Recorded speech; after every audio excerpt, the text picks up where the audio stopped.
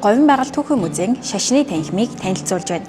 1931 онд Өмнөг аймаг байгууллагад нийт 67 сүм дугантай байсан бөгөөд 7600 гаруй лам хувраг, 391 жасад, 36745 тоо толгой малтай байжээ.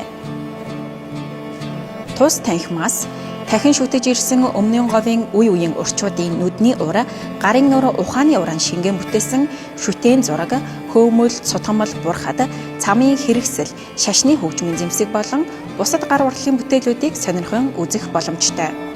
Тус танхимаас танка буюу шүтэн зургийг онцолж байна.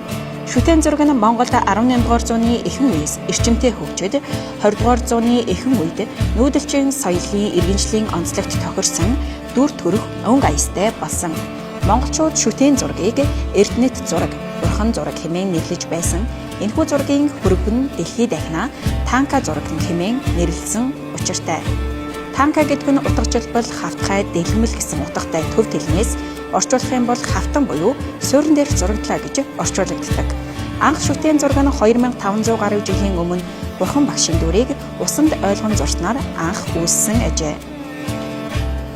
Танка зургийн цаад нарийн утга нь эгэл жирийн хүний гэгэрэлт хүргэх арга юм. Шүтэн зургийг бурханы шашинд нэвтэрсэн бурхан зураач буюу бурхан урлаач нар уралдаг.